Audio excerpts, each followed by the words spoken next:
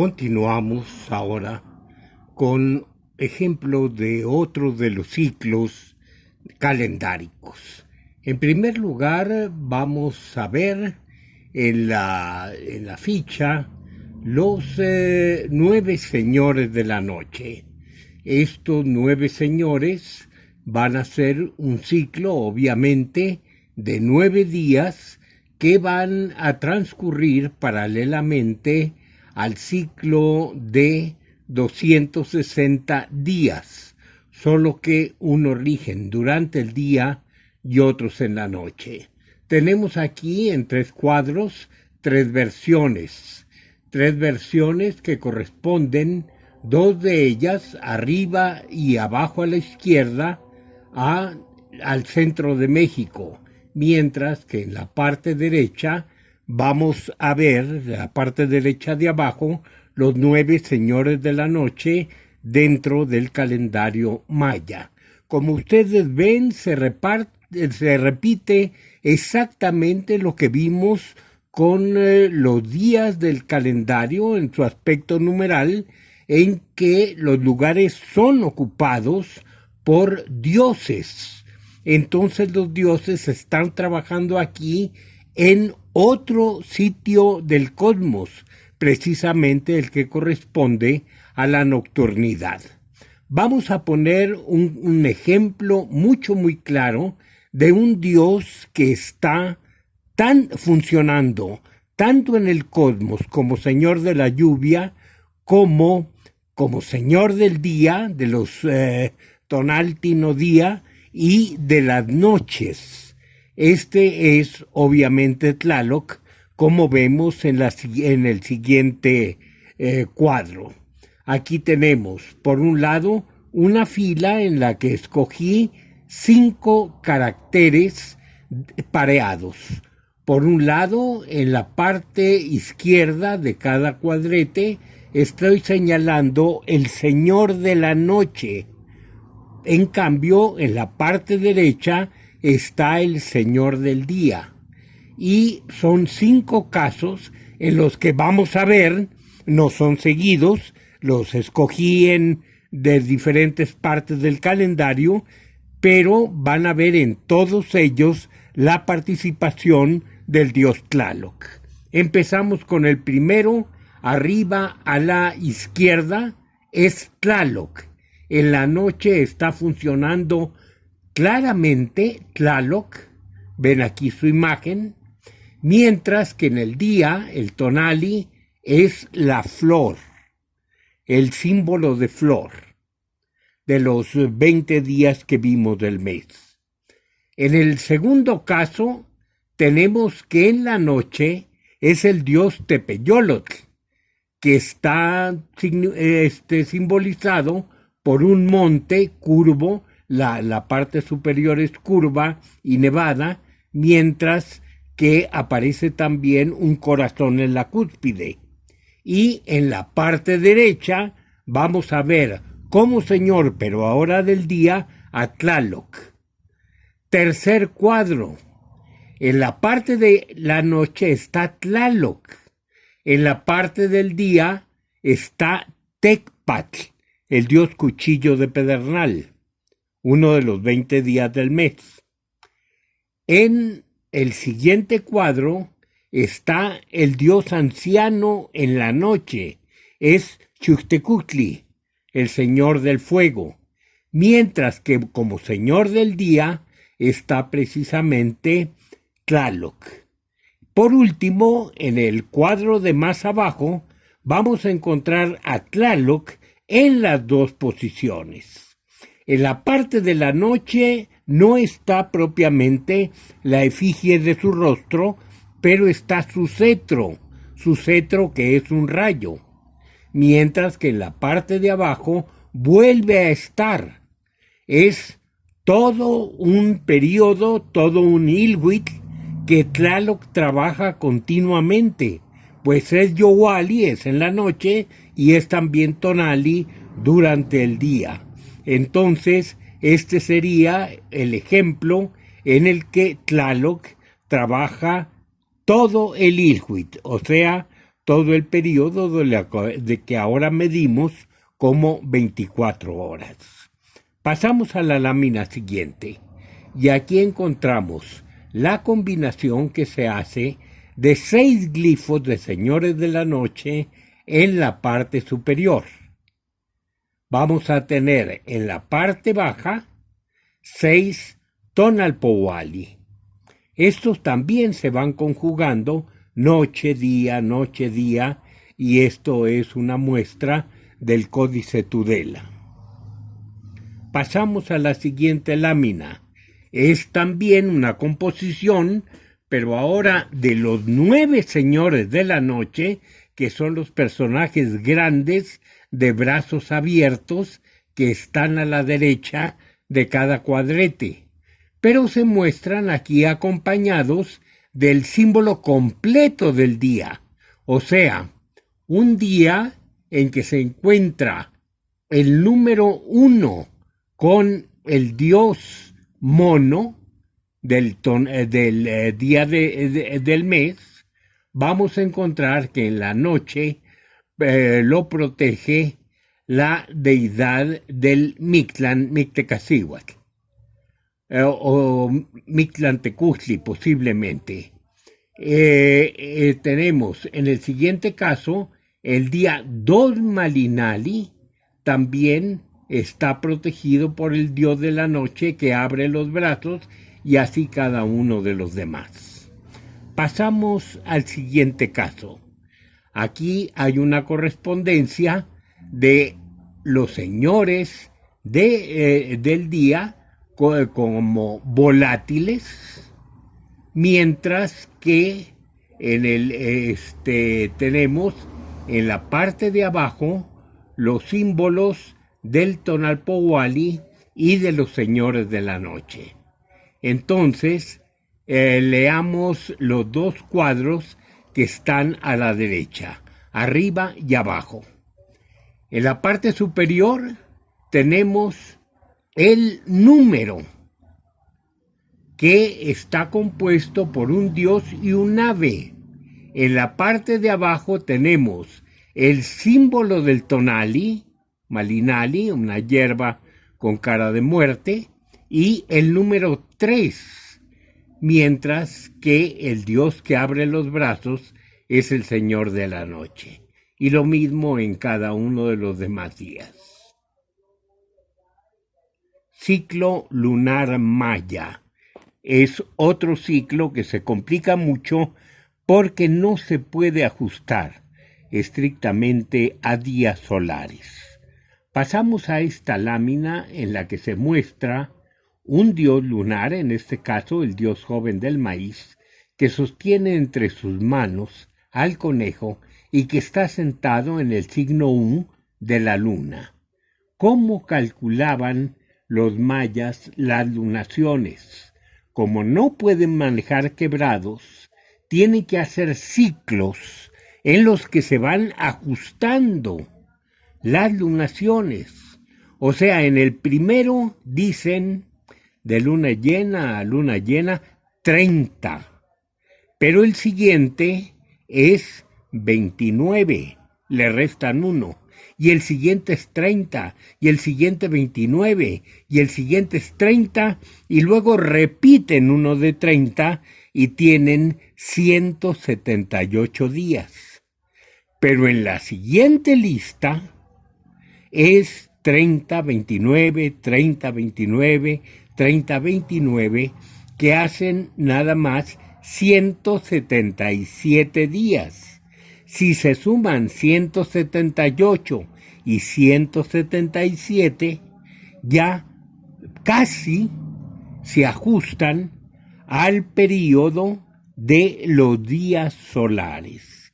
Entonces, en este caso no puede haber una articulación perfecta como en otros ciclos. ¿Por qué? Porque la luna tiene su propia duración en horas, pero de todos modos se trata de coincidir lo más posible con la duración de los días solares. Pasamos al siguiente caso, que es articulaciones y combinaciones. Y vamos a tener que la mayor articulación, la más importante de todas, es la del ciclo del año que se aproxima al trópico, o sea, 365 días, con el ciclo adivinatorio de 260 días. Los dos van corriendo, obviamente, articulados, coincidiendo en un punto, pero para que vuelvan a coincidir los dos en el mismo lugar, el ciclo grande tiene que dar 52 vueltas y el ciclo chico obviamente tendrá que girar más rápidamente porque es menor y entonces tendrá que dar 73 vueltas.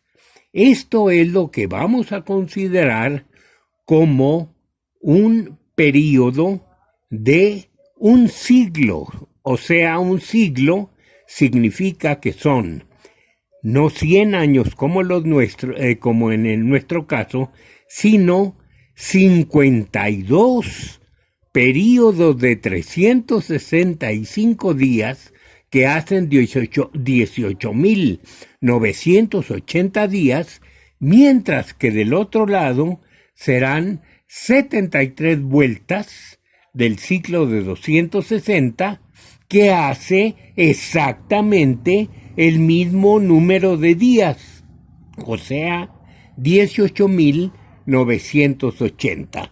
¿De dónde resulta que un siglo mesoamericano es de 52 años trópicos y que corresponden a 73 años del ciclo menor de 260 días?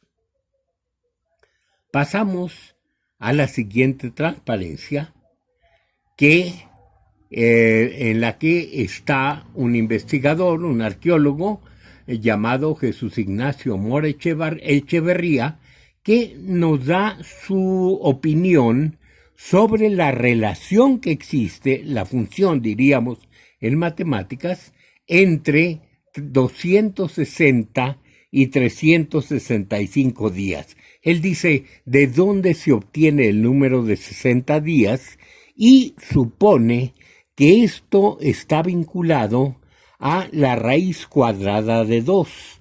Obviamente, los mesoamericanos no manejaban raíz cuadrada.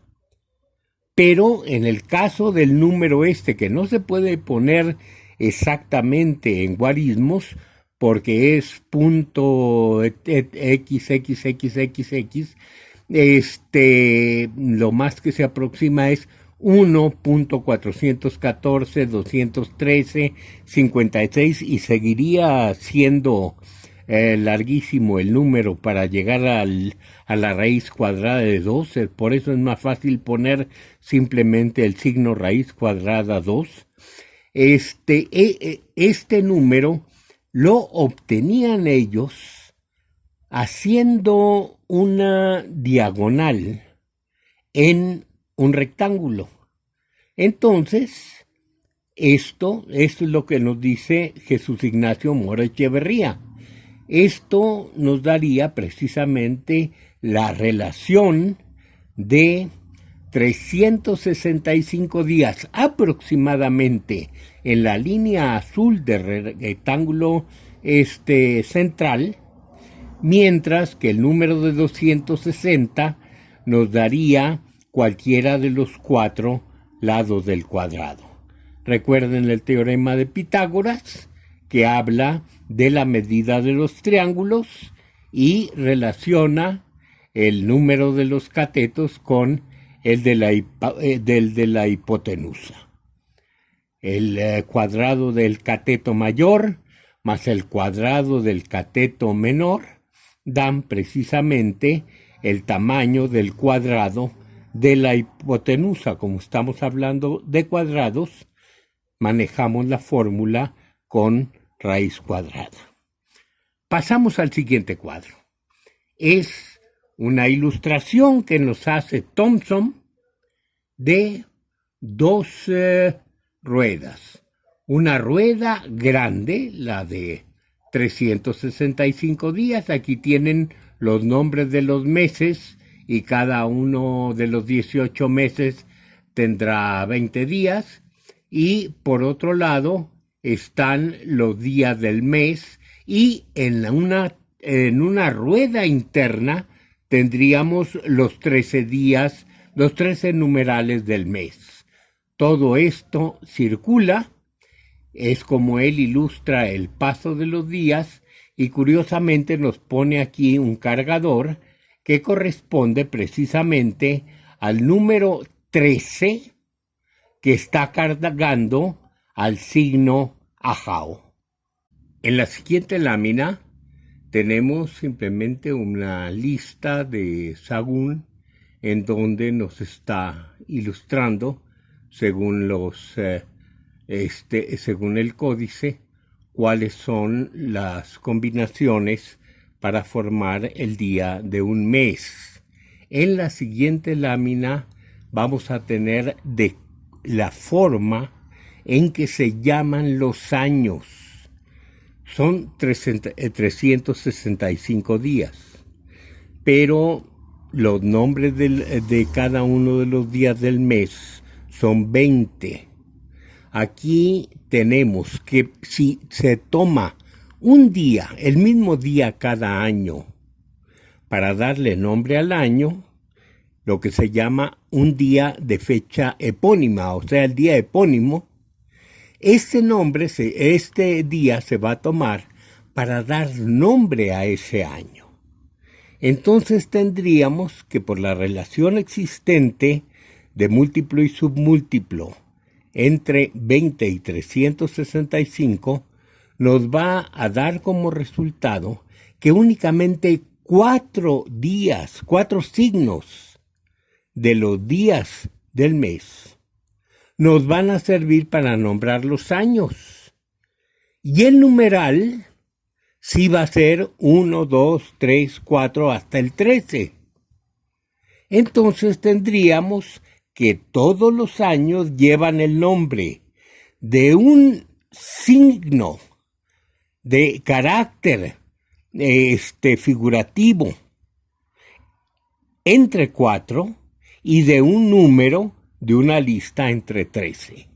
El ejemplo sería, el que nos da aquí el códice, en 2 listas sería 1 caña, 2 pedernal, 3 caza, 4 conejo, y entonces seguiríamos con el 5, pero nuevamente caña, 6 cuchillo de pedernal, 7 caza, 8 conejo. Como ustedes advierten, cada uno de estos 4 signos figurativos corresponde a un rumbo del cosmos, a un árbol. Y tendríamos que todos los años, cañas, como es aquí, el año 1 y el año 5, saldrán por el este. Los años cuchillos, 2 y 6, saldrán por el norte. Los años casas, 3 y 7, saldrán por el oeste, mientras que los años conejos, que son 4 y 8, saldrán por el sur. Entonces es la misma regla y en el mismo sentido levógiro que van saliendo por cada uno de los 4 años precisamente uno de los 4 signos de los nombres de los años. Pasamos al siguiente caso. Se trata de una lámina en que nos dice exactamente lo mismo, Sagún en los primeros memoriales, o sea, en los memoriales de Tepepulco, como 1 conejo, 2 caña, 3 cuchillo, 4 caza, 5 conejo, 6 caña, 7 cuchillo y así sucesivamente. Pasamos a la siguiente lámina, nada más para señalar una bella caja de piedra, un tepetlacali, que fue encontrado no hace muchísimos años en una colección privada Leof. Pudimos verlo y fotografiarlo. Esto lo fotografió Leonardo en Xochicalco. Después pasó a la ciudad de Cuernavaca esta bellísima pieza. No sabemos cuál es su origen, posiblemente sea mixteco, todo el estilo es mixteco, pero de los grabados de la piedra, la parte inferior, el rectángulo inferior, está horizontal, está el fondo del mundo precisamente, como dos aspas que se cruzan en un círculo que está ocupado por una garza, mientras que existen 4 sacerdotes, posiblemente Tlaloque, que están en el fondo del mundo. Y todo amparado por un señor, como es muy común en los monolitos, un señor que tiene rasgos de dios de la muerte y al mismo tiempo dios de la lluvia. Pero si vemos cada uno de los 4 lados, o sea, las caras verticales, vamos a ver al estilo mixteco, o sea, dominados por el signo del año, vamos a ver un año de carácter caña, otro carácter pedernal, cuchillo de pedernal, el tercero es el año caña y el de abajo es el año conejo. Fíjense ustedes en los cuatro grabados y encontrarán perfectamente el signo al que me he referido. Repito, arriba la caña, abajo el cuchillo como eje vertical del cuadro, en el tercer caso la casa y en el cuarto el conejo. Pasamos a la siguiente lámina. Nada más aquí para señalar una excepción. No todos los pueblos mesoamericanos utilizaban estos 4 símbolos, o cuando menos no siempre los utilizaron estos 4 símbolos para nombrar los años. Aquí vamos a tener un caso de excepción, y es el caso tlapaneco. Si ustedes se fijan en los recuadros de la parte superior y de la parte derecha en este códice tlapaneco, encontrarán que en vez de casa, cuchillo de pedernal, conejo y caña, van a encontrar el símbolo del viento, o sea, la cara del dios Quetzalcóatl. Luego tendrán el símbolo del movimiento, esta aspa con un ojo nocturno en el centro. En tercer lugar encontrarán el símbolo de la hierba con rostro de muerte, o sea, Malinali. Y por último encontrarán el símbolo del venado. Y esto se repetirá en los demás cuadros que están a la derecha.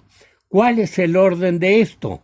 Empezamos abajo a la derecha con el 3 Malinali, subimos al 4 movimiento, llegamos después al 5 viento, al 6 conejo, y del 6 conejo damos vuelta a la izquierda y sería 7 Malinali, 8 movimiento y precisamente el 10 viento nuevamente.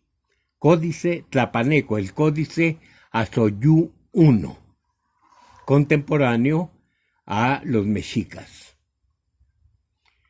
Aquí simplemente un ejemplo de siglos mixtecos, cómo van corriendo desde el 1 hasta que ocuparía abajo a la derecha el número 52, pero que corresponde en este caso al año 13 conejo. O sea, siguiendo los numerales de izquierda a derecha, 1, 2, 3, 4, 5, 6, etc. Siguiendo los signos figurativos sería caña, cuchillo, casa, conejo, caña, cuchillo, casa, conejo, etc. O sea, en esta combinación, sin repetirse nunca, tendríamos que el año número 52, o sea, el siglo, tendría el nombre de 13 conejo. Siguiente, una representación del conjunto de los 52 años formando un ciclo ya cuando se ata con motivos de su entierro. Esta es una pieza, un monolito mexica, pero los antecedentes de este tipo de monolitos los vamos a encontrar en Teotihuacán. En el siguiente otro ejemplo mexica, que es exactamente lo mismo, nada más que en forma prismática, en este caso un prisma rectangular. Pasamos a un problema, el del hito. ¿Qué quiere decir hito? Hito significa algo que está firme, que sirve como límite, como señal. Y se refiere en cuestión cronológica a un año en el que la cuenta se maneja desde ahí hacia el futuro y desde ahí hacia el pasado. Para poner un caso muy claro, los romanos señalaron como año hito el de la fundación de Roma y contaban a tantos años de la fundación de Roma. Los musulmanes, ¿qué es lo que hacen actualmente? Señalan un año, que es el que marca antes y después. Es el año de la Égira, o sea, de la huida de Mahoma cuando lo van persiguiendo sus enemigos. Vamos al caso cristiano. ¿Qué es lo que supuestamente está marcando? El año del nacimiento de Cristo. Por eso se cuenta de Cristo o antes de Cristo. Y digo supuestamente porque el nacimiento de Cristo no fue, según los cálculos cronológicos mejor hechos, no fue exactamente en ese año, sino hay una diferencia aquí de 4 años. Pero en fin, oficialmente así se marca dentro del cristianismo. Ya ha habido otros intentos o obviamente otras formas de señalar lo que es un hito. Vamos enseguida a lo que es el hito maya. Está enunciado en 3 ciclos. Está enunciado primero en el ciclo del año Tun, o sea, los ciclos de 360 días. Sigue en el ciclo de 260 días, o sea, el año adivinatorio. Y el último es el ciclo de 365 días que hemos considerado el año laboral y religioso. Entonces, estos 3 ciclos coinciden en una fecha. Cuando estos 3 aparecen, vamos a pensar que ese día es el año hito. ¿Cómo se enuncian? En primer lugar, y eso lo habíamos visto, el día en el año Tun, en el ciclo Tun, se va a marcar el número de Bactunes, el número de Catunes, el número de Tunes, el número de Huinales y el número de días. Por eso son 5 números que se enuncian en este caso en el Bactún 13, Catún 0, Tun 0, Huinal 0, día 0. ¿Por qué estamos usando ceros en el ciclo del Tun? En el ciclo del Tun, el 0 equivaldría a lo que nosotros consideraríamos el primer día o el primer mes o el primer tun, etcétera, de cada año. Pero en el ciclo tun se marcan los días que ya concluyeron. Así es que el día 1 no contaría hasta que se completa totalmente. Por eso se marca como 0. Es un convencionalismo de carácter matemático.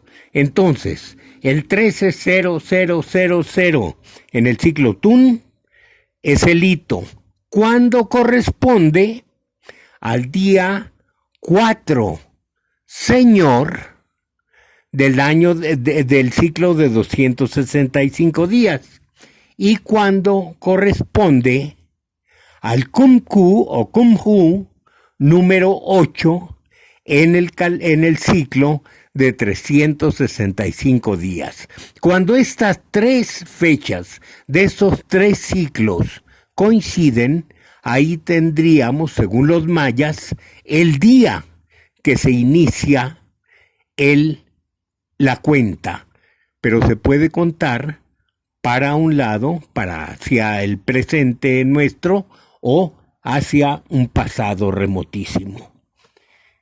Iván Sprague nos dice que la fecha, según el calendario gregoriano, y agrega él la palabra proléptico, que ahora explicaremos dentro de un momento, si nosotros contamos en nuestro sistema gregoriano, nos estaríamos refiriendo al hito maya el día 13 de agosto de 3114 antes de Cristo.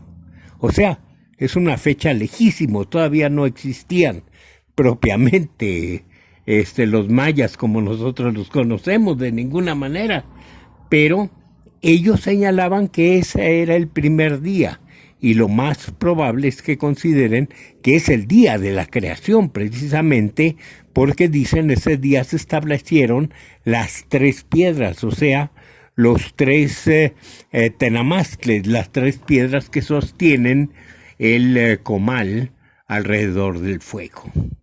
Entonces, vamos a explicar esto más detalladamente en el siguiente cuadro.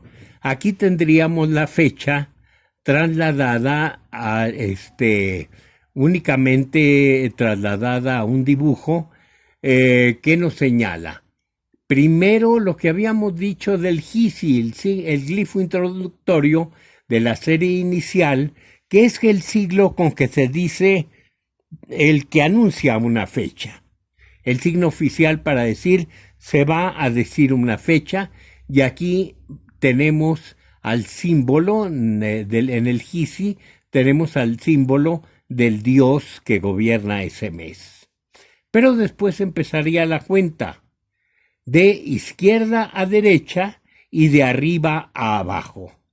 En ese orden tendríamos que el primero de los símbolos es el Baktún. Recuerden que habíamos dicho que son seres antropoicos, pero no necesariamente antropomorfos. Y aquí tenemos un ser que es teratomorfo porque es fantástico. Es un ave fantástica. Entonces tendríamos esta cabeza de ave que nos indica Baktún, y a su izquierda el símbolo de 13, o sea, 2 barras y 3 puntos. En el siguiente caso tenemos numéricamente el símbolo de 0, uno de tantos símbolos del 0, pero está un ave, otra ave fantástica, pero en este caso esta ave fantástica representa a los catunes, o sea, 0 catún. En siguiente lugar, o sea, en el tercero, estaría otro símbolo de 0 y tendríamos otra de las aves con una quijada humana pero descarnada, y entonces tendríamos el signo 0 que nos indica el catún, que nos indica el tun, los 360 días de cada catún. Luego tendríamos, con otro símbolo de 0, el sapo, o sea, 0 mes.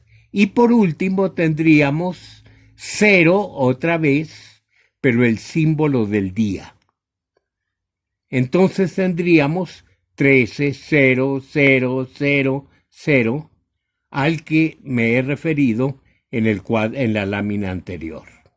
Pasamos al siguiente, que sea el que es, en este caso, el día 4, numeral, del símbolo Señor, que es este personaje de perfil, que indica 4 Señor. Una cuenta del calendario del ciclo de 260 días. Y por último tendríamos el día 8, o sea, 5 de la barra y 3 de los puntos. El día 8, que corresponde al Kumku o Kumhu del ciclo de 365 días. Cuando se juntan las 3 fechas, inicia el mundo. Vamos al siguiente caso, que es la correspondencia con el calendario cristiano. Y aquí tenemos un problema grave, que hay un cambio notable de algunos días. Y el cambio se acontece porque precisamente hay un cambio en la forma de contar en el año cristiano. En el primer caso tendríamos el año juliano y en el segundo el año gregoriano. ¿En qué consiste esto? Cuando Julio César se está en íntimas relaciones de Roma con Egipto, y él en lo personal de íntimas relaciones con Cleopatra, sucede que quiere cambiar el calendario romano porque quiere hacer una corrección, porque antes el año romano tenía 365 días exactos, mientras que los egipcios, más desarrollados, porque tenían que calcular con mucha precisión los avances anuales del río Nilo, contaban ya con un día que agregaban cada 4 años, o sea, un año bisiesto, para ajustar precisamente el año de 365 días, más uno cada 4 años, para corresponder a lo que es exactamente el año trópico. El año trópico no mide 365 días. El año de 365 días, así calculado burdamente, es el año vago. 365 días. Ya si lo pensamos con más exactitud, es el año trópico, si lo medimos con el curso del sol sobre el horizonte, o el año sideral, si lo medimos exactamente con el curso de las estrellas. Entonces, le dijeron, no son 365 días, son 365 días y fracción. Y esta fracción se compensa con el día bisiesto. Así se estableció desde entonces. ¿Quién fue el que le dio ese consejo? Sosígenes de Alejandría, que era uno de los sabios muy reputados, astrónomo y filósofo en Egipto. Y así se manejaron los cristianos durante mucho tiempo. Vienen aquí a América y obviamente traen su año de origen desde los antiguos romanos. Pero resulta que la Iglesia Católica tiene que hacer fiestas, y en esas fiestas se tienen que hacer cálculos cotejando no nada más el ciclo solar, sino el ciclo lunar. ¿Para qué? Para celebrar la Pascua, etcétera, etcétera. Entonces, es necesario, indispensable, que manejen también el calendario, un año solar más preciso, más aún que el bisextil. Se hacen nuevos cálculos astronómicos, en este caso participa un jesuita llamado Christopher Clavius, quien dice que para ajustar exactamente tienen que quitarse unos días al calendario, que son 10 días, para que vuelvan a articularse el ciclo solar con el ciclo lunar. ¿En qué consiste propiamente esa corrección? Bueno, en primer lugar, ponerse al corriente con esos 10 días que excedieron ya, que faltaron del calendario solar. Entonces, dijo el Papa Gregorio XIII, se va del 4 de octubre al 15 de octubre, damos un brinco. Y entonces no hay ni 5, ni 6, ni 7, ni 8, etcétera, de octubre, sino del 4 al 15. Eso fue en 1582. Y dice, en todo el orbe, gobernado obviamente por la Iglesia Católica, se va a hacer este cambio de fechas. Imagínense ustedes el desajuste que se hizo, porque lo obedecieron los católicos en Europa, pero no todos eran católicos en Europa. ¿Qué pasó cuando ya había esta diferencia con la Iglesia anglicana? Que los anglicanos dijeron, no, nosotros no somos papistas, entonces la orden del Papa no nos afecta. Entonces, si una persona iba de las costas de Francia a las costas de Inglaterra, por el Canal de la Mancha, ese simple cruce le causaba una diferencia de 10 días del calendario, que volvía a recuperar cuando regresaba de Inglaterra a Francia. Era un desajuste. Son 10 días de calendario. Llegó el tiempo en que poco a poco los países no católicos empezaron a manejar esta corrección. Total, llega a la Nueva España, y llega a la Nueva España en 1583. Y esto obviamente nos va a afectar si tratamos de hacer ajustes con el calendario mesoamericano.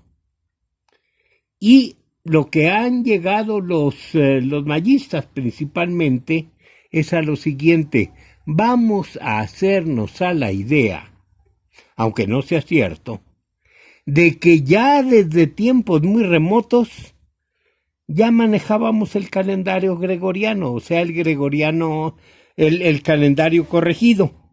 Y por eso Iván Spratt señala una fecha como si desde aquella remotísima edad existiera el calendario gregoriano, y entonces llega a la fecha que él señala de 13 de agosto de 3114 antes de Cristo. Hay que hacer pues esta aclaración para entender lo que nos dicen los mayistas cuando nos hablan de año proléptico. Entonces, aquí en la Nueva España se hizo el ajuste, como les digo, ya un poco más tarde, pero desde entonces manejamos el calendario gregoriano. Para fines prácticos, ¿qué es lo que vamos a hacer cuando viene un año como el que acabamos de pasar, precisamente el del milenio, en el que las dos últimas cifras corresponden a 00?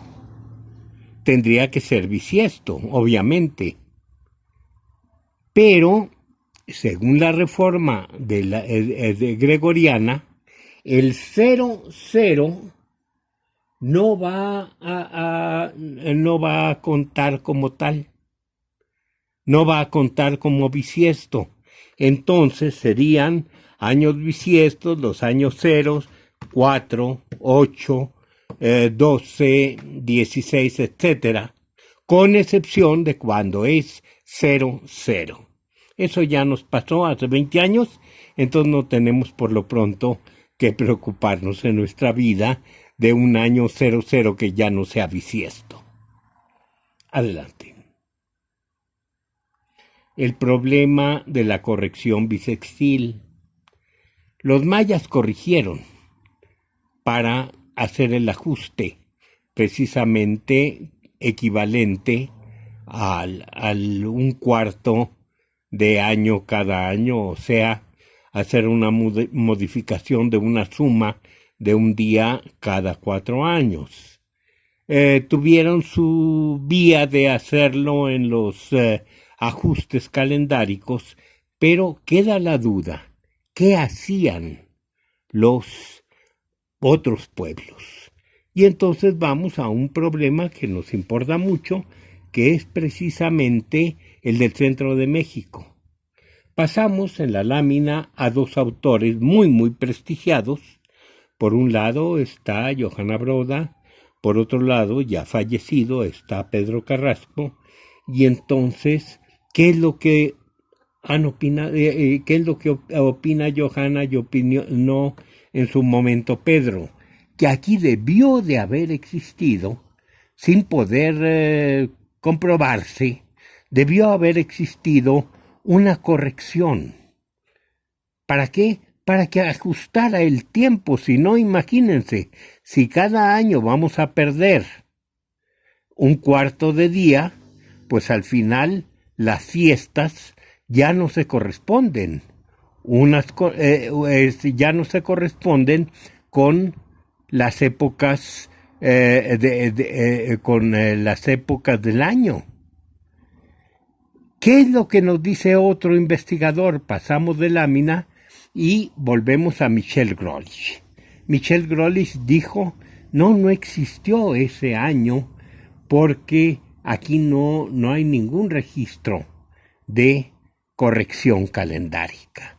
Entonces, ¿qué es lo que pasaba? Existe precisamente ese desfase, nunca se corrigió, y entonces, como quien dice, los pueblos del centro de México vivían en el error calendárico, porque su calendario ya no estaba de acuerdo con las épocas del año, las épocas de siembra, las épocas de cosecha, etcétera. Una afirmación bastante pesada, pero en fin, son las dos opiniones que existen acerca del bisextil. Pasamos a otro investigador de mucho prestigio, en este caso Castillo Farreras. ¿Qué es lo que nos dice? Que sí hay corrección. Y le encuentra Víctor Castillo en una fiesta en la que Sagún va a dar una explicación sumamente clara, más que Sagún, los informantes de Sagún, la fiesta de Pilahuano, o sea, la fiesta en que hasta los niños se emborrachaban. ¿Qué es lo que sucede en esa fiesta? Que se dice, se emborrachaban tanto que pasaban 2 días completos y ellos contaban como que nada más había pasado un simple día. ¿Cuándo se celebraba esa fiesta? Cada 4 años. Y entonces dice Castillo Farreras, aquí está la explicación muy clara. Otro investigador, Rafael Tena, se basa precisamente en un glifo. Un glifo del Códice Telleriano Remensis, en la que existen 5 glifos repetidos, pero 4 abajo y 1 como símbolo mayor. Y dice, esto nos está indicando precisamente una diferencia que nos marca que cada 4 años había una corrección. Y en la misma portada de su libro señala otro glifo que marca el símbolo del tiempo, pero uno de ellos es un cuadrete, en la parte de abajo es un cuadrete negro que tiene 5 ganchos, 5 símbolos del retorno del tiempo, pero arriba está otro que dice Tena, esto marca la excepción, que son no 5 días Nemontemi, sino que hay cada 4 años un día Nemontemi extra. Vamos a otra opinión, la de un arcoastrónomo, que dice no es posible la corrección. ¿Por qué no es posible? Porque se desajustan los calendarios. El calendario venusino, el Tonalpowali y el Chupowali. Creo que ese desajuste del Tonalpowali y el Chupowali no se da, y no se da precisamente porque, si seguimos la idea de Víctor Castillo, si un día entero no se cuenta, se entiende que no se cuenta dentro del Chupowali y dentro del Tonalpowali, están contando los dos. En cuanto al ciclo venusino, sabemos exactamente que son cálculos que se hacen posteriormente para ajustar estos dos ciclos a Venus. No se empieza primero por calcular el ciclo de Venus para calcular los otros dos. Pero en fin, esto ya es un problema de arcoastrónomos, de cronólogos, que escapa obviamente a mis capacidades, y yo simplemente por cuestión lógica, sin ninguna base, opino, como opinó Pedro Carrasco, como opina actualmente Johanna Broda, que sería absurdo considerar que un calendario no sirve precisamente para dos fines que son fundamentales. Uno de ellos, el trabajo, que si son agricultores tienen que estar forzosamente ligados a la exactitud del tiempo de cosechas, de siembras, etc. Y en segundo lugar, el ciclo religioso, que tiene que estar de acuerdo con el año laboral. Entonces yo sí estaría de acuerdo en que hay una corrección, y francamente me inclino a la solución que da Castillo Farreras. Otros autores, en cambio, y aquí señalamos el caso con Hans Prem, opinan que no. Y así estamos en un punto que no se ha dilucidado con exactitud. Pasamos al siguiente tema, que es, ya hemos tratado esto en clase, que es el calendario adivinatorio. Nos marca la influencia de los dioses en el destino de los hombres, o nos marca la ley infalible de los dioses en el destino de los hombres. La cosa es, ¿el hombre tiene libertad de obrar o es simplemente un juguete de los dioses?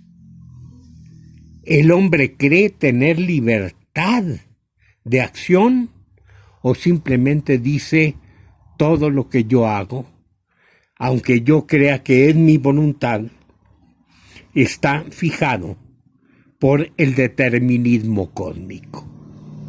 Son problemas filosóficos, no dijéramos mesoamericanos, en cualquier filosofía del mundo. Esto no se ha resuelto, ni creo que haya una manera fácil de resolverlo en el campo filosófico del mundo occidental.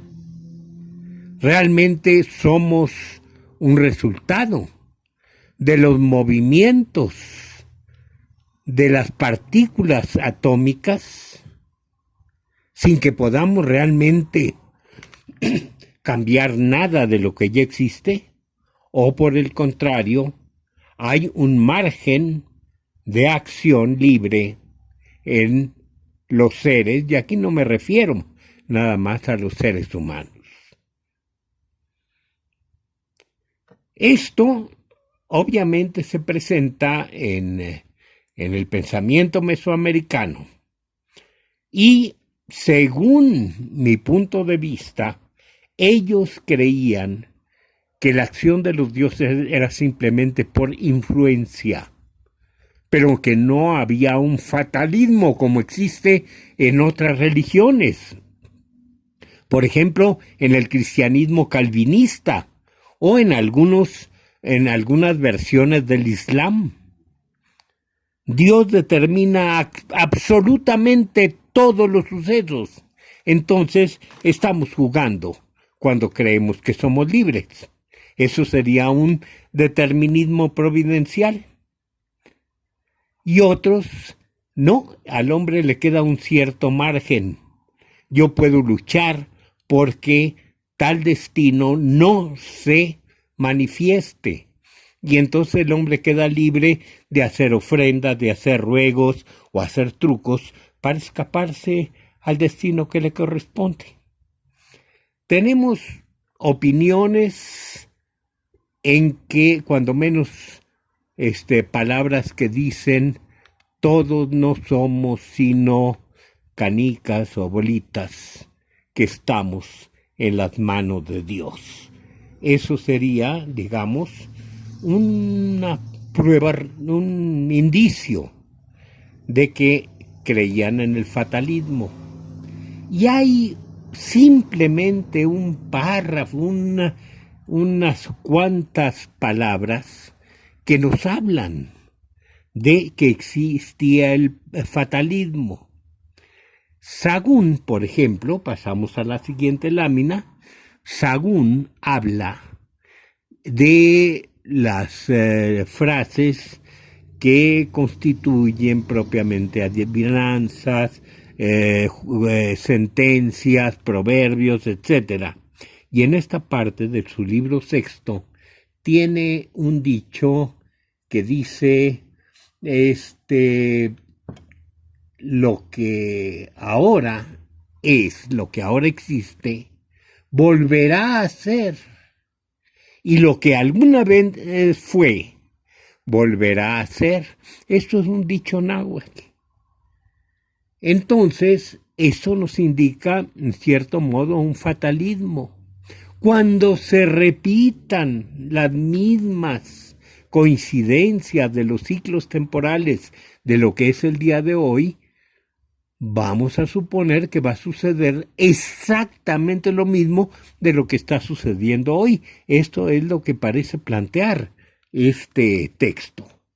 Entonces, Sagún, ante esta posibilidad, dice, se horroriza. ¿Por qué?